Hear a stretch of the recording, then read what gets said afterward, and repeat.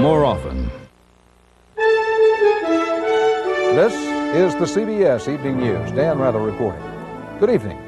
New national turmoil today over abortion policy and politics in the nation's capital and in Florida. In Washington, President Bush and Congress are on a collision course. The House today approved a major abortion policy change, one that would ease somewhat restrictions on federal help for abortion for poor women. President Bush says he will veto it. In Florida, a special session of the state legislature considering new abortion restrictions fizzled out today. No new restrictions approved. First from Washington, Linda Tyra begins our coverage. Reversing a decade-long policy of cutting federal funds for abortion, the House agreed to expand subsidized abortions for poor women to include cases of rape or incest. It was an afternoon of emotional, passionate debate. Let's not turn the disgusting, violent, solitary act of rape into a gang rape by the Congress of the United States. The last thing victims of assault need is to have control over their own bodies taken away from them yet again by the government. Longtime abortion opponents try to preserve current law, which only allows taxpayer-funded abortions when the mother's life is in danger. It is an outrage. It's the ultimate in child abuse. Killing is never a solution. Even the babies of poor women deserve a chance at life.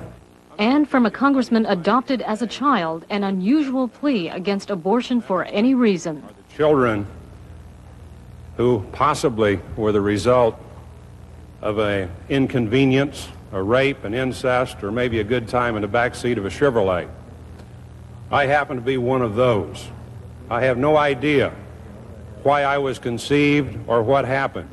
Confident that they reflect a shift in public sentiment, supporters of liberalized abortion funding challenge President Bush to veto the measure. My response is, do it, George, if that's how you feel. Anti-abortion forces concede they lost this battle, but predict they can easily sustain a presidential veto. Linda Tyra, CBS News, Capitol Hill. At the White House, the president said immediately that he will veto the bill, that he'll veto any bill that expands federal funding for abortion in cases beyond where the mother's life is in danger. And so while other Republicans around the country are running for cover on this issue, Mr. Bush is reasserting his anti-abortion position. Beyond today's bill, the president says he will also veto a foreign aid spending bill that would help pay for population control programs in China, which mandate abortion, and the District of Columbia budget, which would fund abortions for poor women. And while the administration will not ask the Supreme Court to reverse Roe versus Wade this term, it will file a brief supporting a Minnesota parental consent law restricting abortions. There is no retrenchment at all by the president on this very important issue. The president's political advisors have warned him that his abortion position could cost him support among younger voters, but they say flip-flopping on the issue would be even worse. And so Mr. Bush, who has already switched once on abortion, is now standing firm when the issue comes across his desk, but he's not trying to pick any fights. Dan? Our Chief White House correspondent, Leslie Stahl. Thanks, Leslie.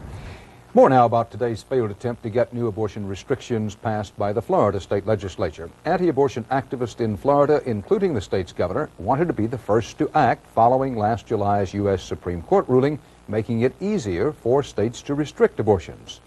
CBS News chief political correspondent Bruce Morton reports from Tallahassee tonight how it all backfired. The special session of the Florida legislature on abortion ended this afternoon. The pro-choice forces won.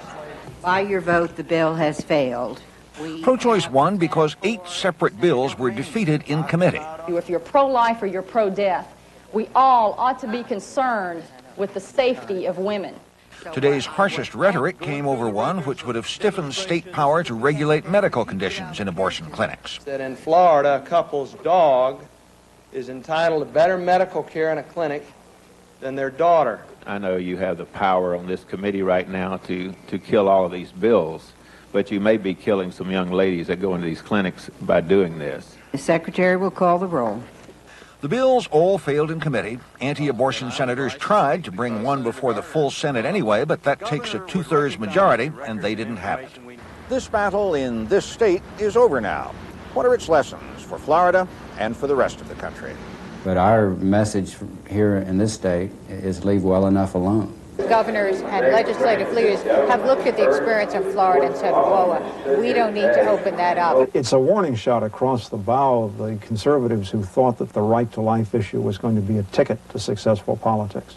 In Florida, the special session was a defeat for Governor Bob Martinez, who called it. Most of the demonstrators left yesterday. Most of the legislators are very glad they were able to leave today. Bruce Morton, CBS News, Tallahassee. New evidence tonight that giving birth is becoming increasingly risky business for mothers who live in rural America or in the poorer sections of our cities. CBS News medical correspondent Susan Spencer tells us why so many obstetricians are calling it quits. The Pleasanton Clinic in rural Texas sees a lot of problems, but forget it if it involves pregnancy. The high cost of malpractice insurance has driven all the doctors in this town out of obstetrics. So Cynthia Shirley drove 45 miles to have her last baby in an emergency room in San Antonio. Since nobody here delivers, and I didn't qualify for Medicaid at the time, things are kind of hard. An expert panel concluded today that the country's whole system of medical liability is not working, that the cost of malpractice insurance is devastating obstetrical care, especially for the poor and in rural areas. The number of providers has fallen by 20% over the last 5 years. This has left sizable rural areas, such as entire counties, without obstetrical care. Family doctors used to be the mainstay of such care, but the panel found that unlike obstetricians in the cities, they can drop obstetrics and still survive. Nearly a quarter have done just that. As for their patients, the probability is that if they don't have the economic resources to pay for a doctor, they're not going to be seen by anyone until they show up at a hospital to deliver.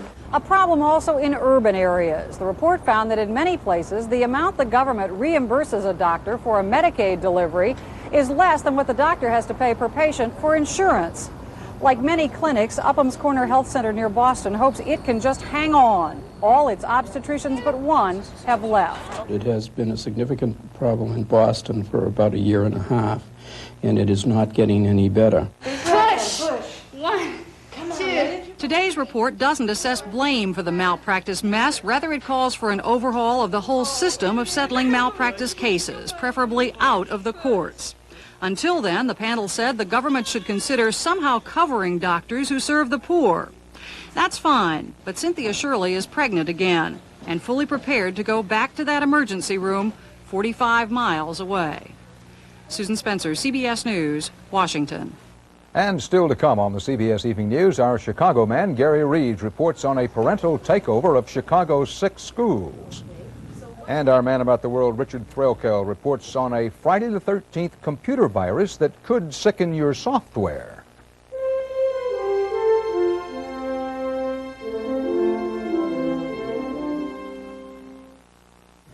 Contact first made news in 1961. In 1976, the news was 2 Sudafed. Today, there's new Co-Advil. Co-Advil has what no other cold product has. The pain reliever in Advil plus a proven decongestant. A combination never available before in just one tablet. Co-Advil is so effective it can relieve nasal congestion, sinus pressure, and the aches and pains of your cold, all without drowsiness. Read label before using. New Co-Advil. Advanced formula for cold and sinus relief. With low back pain, every step shoots pain. Up here. Know what helps? Clinically proven Back Guard, a shoe insert. Watch how it absorbs foot shock to relieve low back pain. Amazing. Something down here can help up here. Back Guard from Dr. Scholl's. Norman, what's that? Nothing, honey. I asked a simple question. Norman, are you eating something? It's nothing, honey. He lies like a dog. Kellogg's Nut and Honey Crunch. Crisp golden flakes glazed with sweet honey and real roasted peanuts. Irene, what's that you're playing? Nut and honey. Two can play this little game. Kellogg's Nut and Honey Crunch. Uncle Charlie hasn't thought about his dentures all day, because he thought about Orifix this morning. Orifix 'em. That'll fix 'em. Orifix has extra hold to hold dentures tight day and night. Orifix 'em. That'll fix 'em. Nearly 3 months after 112 people were killed in the crash of United Airlines McDonnell Douglas DC-10 in Sioux City, Iowa, a key piece of the puzzle has been uncovered. It was partially buried in a cornfield 60 miles away. Mark Phillips is reporting the case. It had been like looking for a fan disc in a cornfield. What infrared air searches and National Guard ground searches couldn't find, Janice Sorensen found buried in the path of her combine near Truesdale, Iowa. It caught and just met resistance on the combine, so I backed up and looked at it and got out and looked, and then I realized what I had found, and I was pretty happy. Happy for finding the crucial missing pieces in the puzzle of why the DC-10's tail engine exploded, causing last July's crash, and happy for the thousands of dollars in reward money that General Electric, the engine's builders, will now pay the Sorensens. National Guard aircraft with infrared equipment had in fact flown right over the area in which the disc was eventually found. But in the end, they had to wait for the harvest. In searching for a piece of titanium buried in a cornfield, it seems there's no substitute for a good combine. The disc has now been flown to GE's plant near Cincinnati for metallurgy tests. We're certain it will contain some evidence that will lead us to understand what caused the failure to initiate. Finding the disc has reinforced investigators' suspicions that a flaw in the titanium itself may have led to the crash. That flaw likely caused the disc to rupture while it was spinning at high speed. The pieces then blew out of the engine, cutting hydraulic control lines as it went. The NTSB has released a map of radar plots showing the DC-10's erratic course after the engine explosion. The engine parts were discovered right where the NTSB thought they'd be. The key question still to be resolved is whether the flaw in the disc was the fault of the manufacturer or of one of the two foundries where the titanium was made and formed. Mark Phillips, CBS News, Washington. Technical knockout for tomorrow's scheduled launch of Space Shuttle Atlantis. NASA says now that the liftoff will be next Tuesday at the earliest. That's the time needed to replace a faulty engine computer. Environmental groups still insist the nuclear fuel in the shuttle's main payload, the Galileo spacecraft being sent to explore the planet Jupiter, is a safety hazard. They say they will try again to get some court to stop the launch after one judge turned them down last night. Election Day in Chicago, an election to implement a major overhaul of the nation's third largest public school system by giving parents a major say in the education of their children. Correspondent Gary Reeves reports on the new politics of education, Chicago style. It's an election that is nothing short of a revolution in big city education. In every Chicago school, neighbors are electing local councils that give parents broad new powers to run their children's schools. We have no choice now. Okay, whether the parents are up to it or not, it has to be done. Parents are taking over where professional educators have failed, where strikes, low test scores, and a dropout rate of almost 50% have earned Chicago schools the reputation as the nation's worst. Oftentimes, I'm ashamed that I'm part of this mess. The major problem with the Chicago public schools was that no one was really accountable to anyone for results. Principals had lifetime tenure. Whether the kids learned to read or didn't, they were there. They got their check. But not anymore. The new local school councils can fire principals. The state school reform law mandates a council in each of the city's 540 schools with 2 teachers, 2 community leaders, and 6 parents. Principals are already on the defensive. Now, they may hire or fire me, but once I'm there, I have to run that school. You notice your car has 1 steering wheel? Excitement surrounding the election has surprised critics who predicted low-income families would not participate. But will candidates like Raquel Diaz, who never attended high school, be competent to set school policy? I don't think that to be a mother and to know what is good for your child, you need to go to college. Many hope reform can help schools so crowded, kindergarten and computer classes are sometimes crammed into closets. But the solutions cost money, one thing the new law does not provide. It's asking the poor to pull themselves up by their own bootstraps. It's mobilizing hope and energy, and it's not going to work every place. If parental control does help in Chicago's inner city, these reforms are likely to be copied in troubled school systems nationwide. Gary Reeves, CBS News, Chicago. A Norwegian economist won the Nobel Economics Prize today. Trygve Havelmu was honored for his groundbreaking work in econometrics. That's the alleged science of economic forecasting.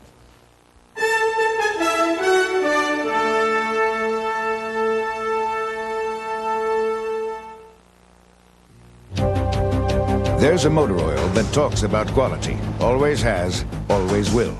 Well, Valvoline makes the highest quality motor oil recommended by any automobile manufacturer. Oh yeah, unlike the competition, Valvoline now has a $2 check that works just like cash when you buy 6 quarts or more of Valvoline or get an oil change using Valvoline. Look for your Valvoline check in magazines or your mailbox. People who know, use Valvoline. The headache feels like a rubber band going around my head. It's the temples, the muscles down the neck. I have pain. I hurt. Today, Darnell Moore is trying extra-strength Tylenol gel caps. For pain like his, why take aspirin or ibuprofen when nothing works better than Tylenol gel caps? No throb, no headache, and definitely no rubber band. I'm going to go with the gel caps. Gel caps work. Extra-strength gel caps, only from Tylenol. For everyday pain, nothing works better. Sure, these new Honey Made Graham snacks are delicious and wholesome, but give us bees a break. Stop eating so many. What are you doing? You know how many bee hours go into one box? Put that down. You guys! Honey Made Honeycomb Graham Snacks. Elder statesmen like myself can save 30% at quality, comfort, Clarion, and sleep hotels. Who says a politician can't control spending? Seniors save 30% by calling 800-221-2222. A leading pro-government newspaper in segregated South Africa says the handwriting is on the wall for what South Africans call apartheid. In an editorial for Kruger Day, the birthday of an early president of white South Africa, the Johannesburg Citizen told its readers, and I quote, "It is a new world, a mainly black one, and there will never be a way of returning to white domination," end of quotation. This came as the country's new president opened talks today with Archbishop Desmond Tutu and other church leaders of the anti-apartheid movement. Richard Wagner is our correspondent stationed in South Africa. The first meeting between President F.W. de Klerk and his government's most prominent black critics was hailed in some quarters here as a major step toward reform. But many conservative whites saw the session as a caving in by de Klerk to international pressure to do away quickly with the policy of apartheid. Well, it's clearly a victory for the West, and it's clearly a victory for the radicals. Since de Klerk became president last month, he has acted swiftly to permit some previously banned peaceful protests. And yesterday, de Klerk announced that 8 longtime political prisoners would soon be released from jail, including Walter Sisulu, a leading figure in the outlawed African National Congress. Although this country's most prominent black leader, Nelson Mandela, who's been in prison for 27 years, is not among those due to be set free in the next several days, observers here feel de Klerk's release of Mandela is just a matter of time. He's facing what the black majority have been demanding for a very, very, very long time.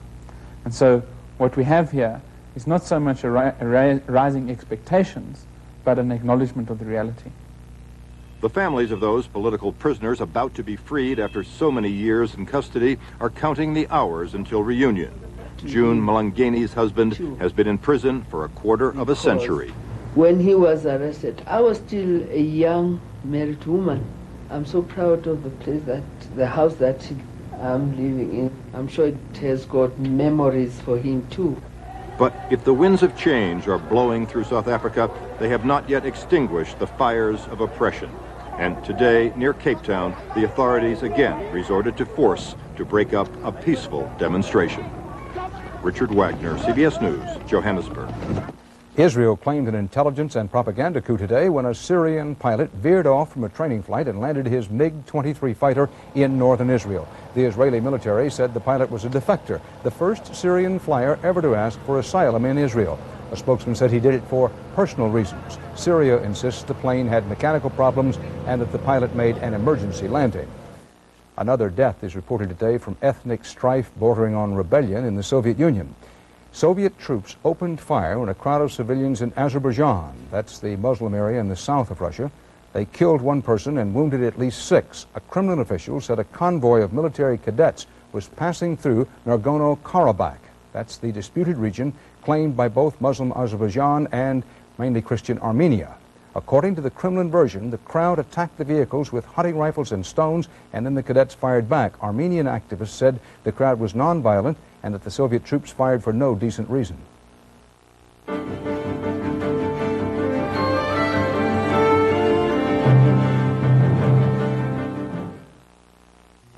Morning. That's the coach. Has to stay ahead of the game, even at breakfast. So I just got him a high-fiber cereal with oats. New improved fruit and fiber. Ready? Hi.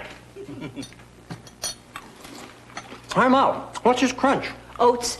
Crunchy oat clusters. Oats are great, but healthy bodies need fiber, too. Relax, Coach. They're in new fruit and fiber, so you're getting high fiber. Great tasting fruit, fiber, and now oats. What a lineup! New improved Post Fruit and Fiber, now with a healthy crunch of oats. When you get a cold or an allergy, you need some herbal tea. You also get a lot of advice.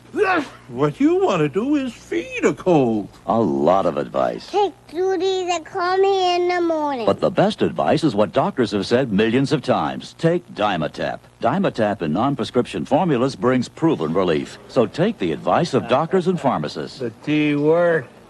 Huh? And take Dimetap. The best advice you can take. Good morning. Good news. Today's X-Lax is the sure way back to natural regularity. And that's a good morning for you. Good morning. Good morning. Medical experts agree. Today's X-Lax helps restore your system's natural fluid balance. With balance restored, you can return to your natural regularity. Good morning. People just can't remember feeling this good. Good morning. What's the news about today's X-Lax? It's the sure way back to natural regularity. Proponents of handgun control insist that the toll in young lives is shocking and preventable. An estimated 500 children under the age of 16 were killed and 4,500 injured last year by guns. Now, opponents of handgun control don't agree, but the proponents say it's a national epidemic that shows every sign of worsening. Bob Faw has our report. The company which sells this weapon to police departments and federal agents around the country calls it the safest gun money can buy.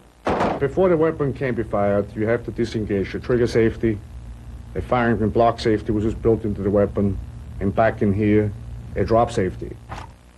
Yesterday in Washington, though, a pistol like this killed 2-year-old Kiana Dobbins. She accidentally shot herself with a gun that her policeman father left lying on a bed. It's supposed to be unloaded and kept in a secure place. That's the policy that, especially with children around, that's the policy that is taught. Now, it should be followed, but as I said, we all have a tendency to become careless at times. 4 months ago in Connecticut, 12-year-old DJ Kenny died when an 11-year-old playmate accidentally shot him in the head with a gun the playmate's father left in the house. Kids aren't responsible enough. And when people leave loaded guns around, too many kids get killed. Yesterday, DJ's parents joined others here to demand that Connecticut pass a law punishing parents who let their kids have access to guns. Because so many children have been killed or injured, 24 states are expected to consider measures like that. Thus far, only Florida has enacted one. It requires adults to lock up their guns in homes, away from children. It's a good law, and it might save your child's life. If you find a gun, you leave it alone, don't touch it. Distributing advertisements like this, the National Rifle Association insists legislation is not the answer. It's the education, the awareness that is the answer. But critics argue education can go only so far. Very good. We think by taking these weapons out of circulation that this type of tragedy will be prevented. Punishment for parents like Kiana's might seem cruel. They have suffered enough, says Washington's police chief. If we don't do something, one critic answered, victims like DJ will keep dying. Bob Fall, CBS News, New York.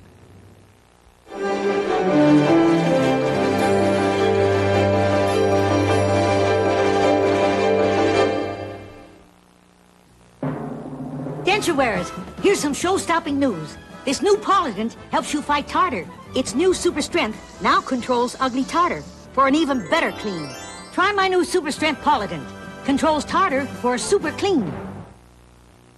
The delicious crunch of Cracklin' Oat Bran has gotten you in trouble again. How do you defend yourself? Did you eat all the Cracklin' Oat Bran? I don't have to answer that. Did you eat all the Cracklin' Oat Bran? Well, you're the one holding the box. Did you eat all the Cracklin' Oat Bran? What Cracklin' Oat Bran? With the irresistibly sweet taste of Kellogg's Cracklin' Oat Bran, an open box is an empty box. Trofeo, trofeo, It's a new generation and we want a new Olds. Sequential port, fuel injection, anti-lock brakes. Paydays come and we want a new Olds. Visual information center, handles great. This Oldsmobile is not our father's. New generation for the sons and daughters. Trofeo. This is the new generation of Oldsmobile.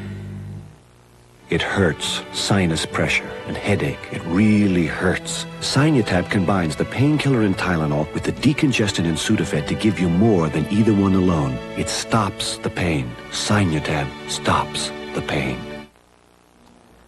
Friday the 13th is always a time when even the unsuperstitious feel a twinge of apprehension. But this coming Friday the 13th, day after tomorrow, millions of American computer users may have reason to be downright alarmed. Richard Threlkeld explains. There are 33 million personal computers in America, and a lot of them, millions perhaps, are sick and don't know it, and won't know it until this Friday the 13th, when they're suddenly attacked by a computer virus known as data crime, a rogue computer program that makes computers sick the way a virus makes people sick. There are lots of computer viruses, some of them harmless enough, like the Fu Manchu virus. It searches out the name of every politician in your computer and automatically prints an insult after it. The data crime's much more sinister, though. It cuts off the access to your computer's memory. Say you want to revise your tax records or touch up the great American novel you've almost finished. You try to punch it up and you get this, gobbledygook. Or you get nothing. Forget it. It's gone. That's not likely to happen to the great big mainframe computers on which Wall Street, the Fortune 500 companies, and the government, including the space agency, depend. They're supposed to be immune from viruses like data crime, although nobody, not even the experts, is really certain how tangled things may get on Friday.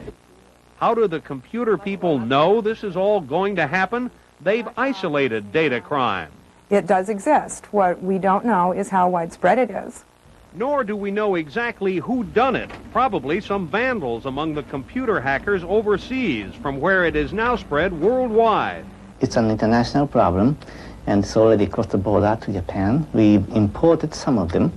Chances are your personal computer is vulnerable to data crime, especially if you've gotten a copy of some game or other program from a friend or a public computer network. So with this Friday coming up, better do what all the big businesses are doing, like the DuPont Corporation. They routinely make backups, copies of everything important in their computers. We have people that are dedicated to do nothing but evaluate hardware and software for security and virus protection. What with data crime and the other viruses, everybody started worrying about computer security. Information is perhaps one of the most valuable commodities the United States has right now. And by and large, in the personal computer world, we've been very derelict in our efforts to protect it. But then there are a lot of us who don't see what the fuss is all about. Those of us who never have to worry about data crime. Those of us who still like to manage the old-fashioned way. Richard Threlkeld, CBS News, New York. And that's part of our world tonight. Dan Rather for the CBS Evening News. See you tomorrow. Good night.